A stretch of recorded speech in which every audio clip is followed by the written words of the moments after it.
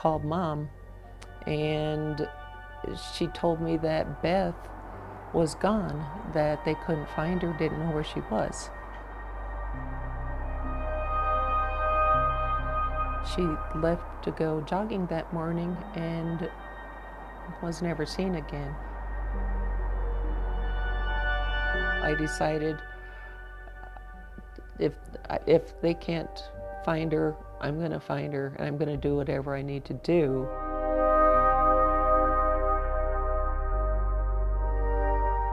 In the summer of 1983, Beth Miller was a 14-year-old girl on a mission. She had been accepted into a varsity basketball program, and she wanted to be in shape. Family members say every day that summer, Beth left their home in Idaho Springs to go jogging, and every day she returned home, except for the day she didn't, August 16th, 1983. Since the search for Beth Miller began, Friends say Beth normally went jogging with at least one other person. I jogged with her a couple of times. But this time, she went alone. I'd like to ask everybody that they have seen anything, anywhere, that might help us locate Beth, to please notify your local law enforcement officers. When Beth's parents reported her missing, a massive and well-publicized search was launched in the air and on the ground. Around 100 people from Idaho Springs and Clear Creek County are assisting in the effort. Even a few on horseback have joined in. Despite all that, Beth's body was never found, but the investigation continued and continued and continued.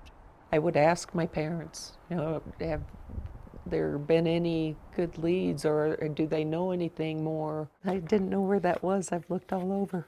Frustrated with the lack of progress in the case, Beth's older sister, Lynn, eventually decided to take matters into her own hands. I had to be on the inside. I had to know the leads that were coming in and the tips and just all the information. I wanted to be a cop, and I wanted to be an investigator on Beth's case. And that's exactly what happened.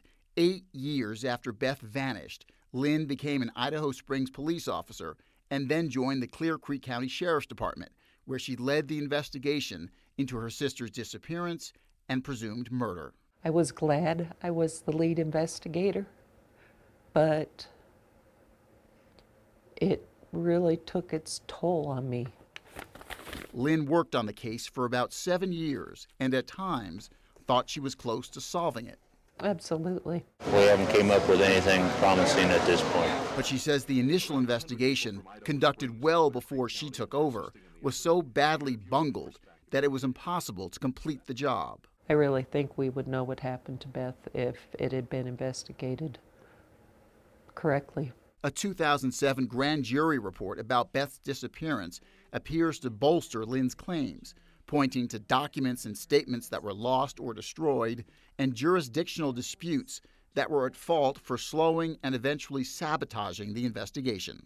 I'm still angry. I wish we had been able to finish what we started.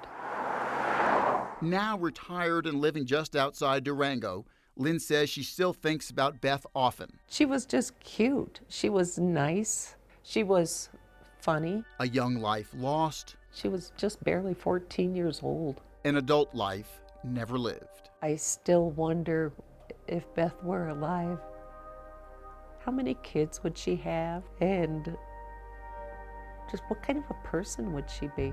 40 years later, Lynn says she continues to hope that Beth's remains will one day be found. I believe in God. And she prays that anyone with any information about what happened to her little sister will come forward while they can. Please, please, don't take it to your grave. Don't take it with you. Matt Jablow, 9 News.